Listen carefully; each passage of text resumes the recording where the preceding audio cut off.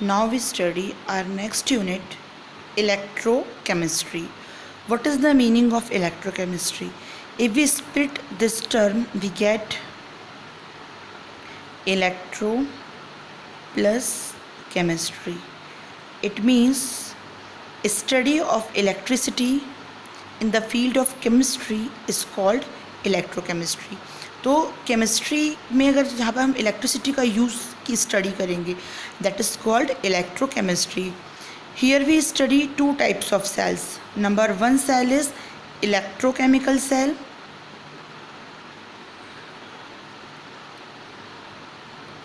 and number second is electrolytic cell. Number first cell क्या है हमारा? Electrochemical cell. और नंबर सेकंड सेल क्या है? Electrolytic cell. तो what is the meaning of electrochemical cell? The cell which convert chemical energy to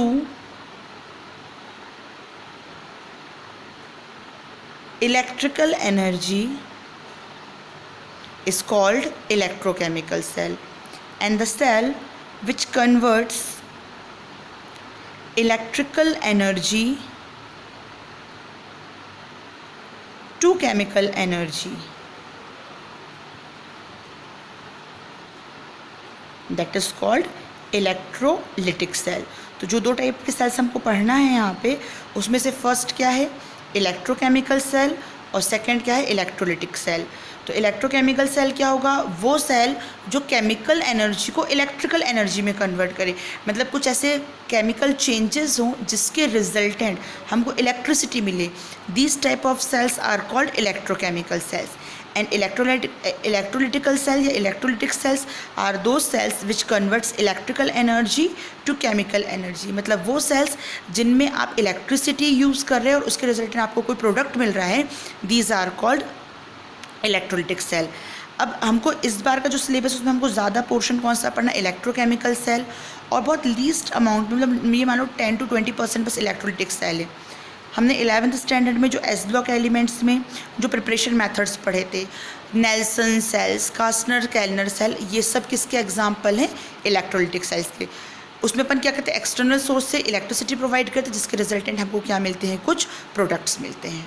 ठीक है, तो इस चैप्टर का फर्स्ट टॉपिक बनता है हमारा रेडॉक्स रिएक्शन का. रेडॉक्स रिएक्शंस याद होगा, इसको हमने पूरा एक चैप्टर पढ़ा है क्लास 11th में.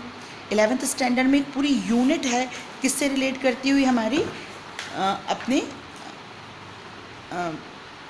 रेडॉक्स रिएक्शन से. यहाँ सिर्फ हम सिंपल सी डेफिनेशन देखेंगे in terms of electron transfer. In terms of electron transfer. तो इलेक्ट्रॉन ट्रांसफ़र किसी भी रिएक्शन में सिर्फ दो तरीके से हो सकता है. या तो क्या होगा वहाँ पे इलेक्ट्रॉन की गेनिंग होगी, या फिर क्या होगा? इलेक्ट्रॉन्स का लॉस होगा. तो अगर मान लीजिए कोई कंपोनेंट है, वो अपने कुछ इलेक्ट्रॉन लूज़ करता है, एन इलेक्ट्रॉन उनने अपना लॉस करा, तो जितने इलेक्ट्रॉन वो लॉस करेगा उसके ऊपर क्या आ जाएंगे? उतने ही पॉजिटिव चार्जेस आ जाएंगे. तो इलेक्ट्रॉन को क्या कर रहा है यहाँ पे? Loss.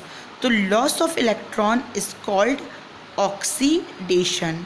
Loss of electron is called oxidation.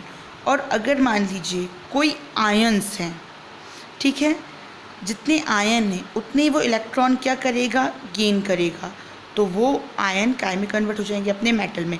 मतलब gaining of electron, that is called reduction.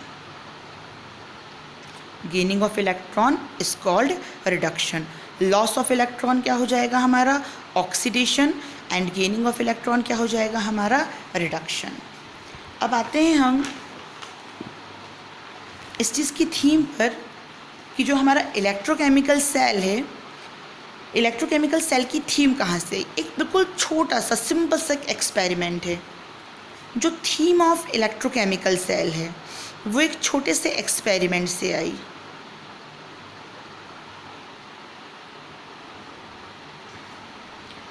यहाँ पे क्या हुआ? कुछ साइंटिस्ट ने एक्सपेरिमेंट कंडक्ट किया. They take a container filled with copper sulphate solution. तो अब इतना तो याद होगा, कॉपर सल्फेट सोल्यूशन का कलर क्या होता है, पर्शियन ब्लू। अपन ने एक्सपेरिमेंट्स भी करे हैं लैब में, आयंस का जो डिटेक्शन करे थे उसमें, that is Persian blue in colour.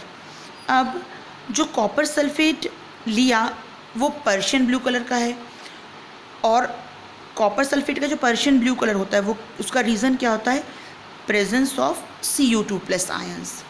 और उन्होंने इसमें क्या ऐड कर दिया, एक कॉपर रॉड। क्या डाल दिया, एक कॉपर रॉड। एक सिंपल सा कंटेनर, उस कंटेनर में उन्होंने क्या लिया, कॉपर सल्फेट का एक सोल्यूशन। कॉपर सल्फेट सोल्यूशन कैसा, बिल्कुल clear and transparent solution of copper sulphate and a copper rod. वो कॉपर रॉड कैसा है हमारा, एक सिंपल सा कॉपर रॉड लिया और उसके अंदर पुट करके रख दिया। अब here they observe 4 observation, 4 type के उन्हें ऑब्जर्वेशन मिले। Number 1, copper rod loses its weight. Copper का जो ये रॉड था उसका वेट क्या हो रहा था, धीरे धीरे करके लॉस हो रहा था। सेकंड,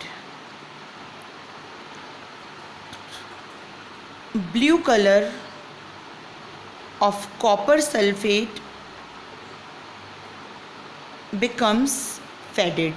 तो जो ब्लू कलर था कॉपर सल्फेट का वो धीरे धीरे करके क्या होता, फेड हो रहा था। नेक्स्ट,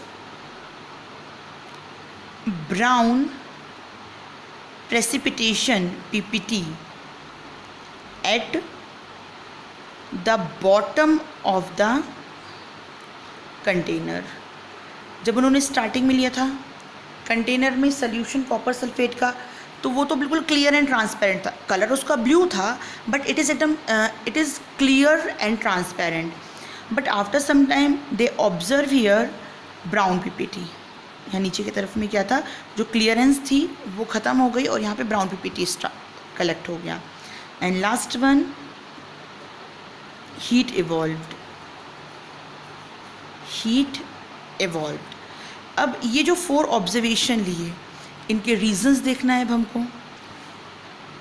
नंबर 1 देखो, कॉपर रॉड का क्या हो रहा है, वेट लॉस हो रहा है। वेट लॉस हो रहा है मतलब जो कॉपर है ये काय में कन्वर्ट हो रहा है, इसके आयंस में।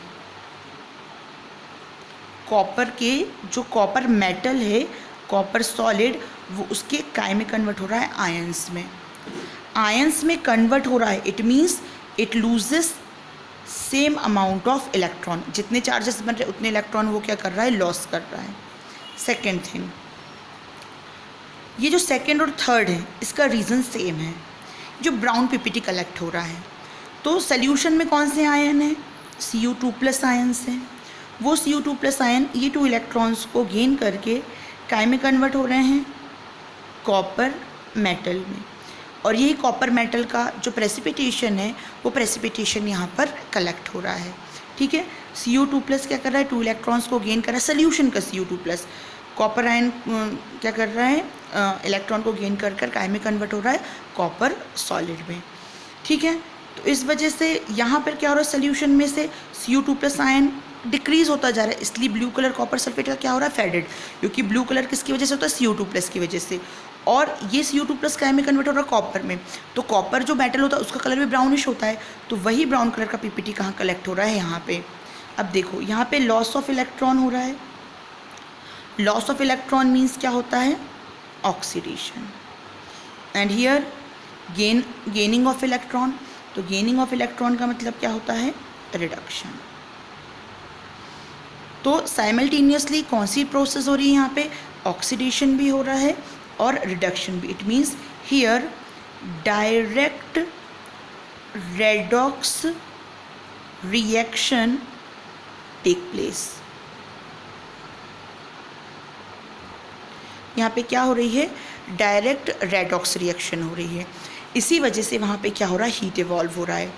अब क्या हुआ कि कि यहाँ पे डायरेक्ट रेडॉक्स रिएक्शन हो रहा है, क्योंकि एक ही कंटेनर में आपकी ऑक्सीडेशन की प्रोसेस भी हो रही है और रिडक्शन की प्रोसेस भी हो रही है। That's why it is called direct redox reaction.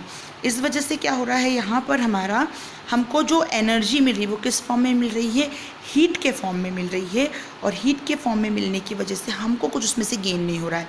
इसी थीम को लेते हुए साइंटिस्ट्स ने किसका फॉर्मेशन करा था, इलेक्ट्रोकेमिकल सेल्स का।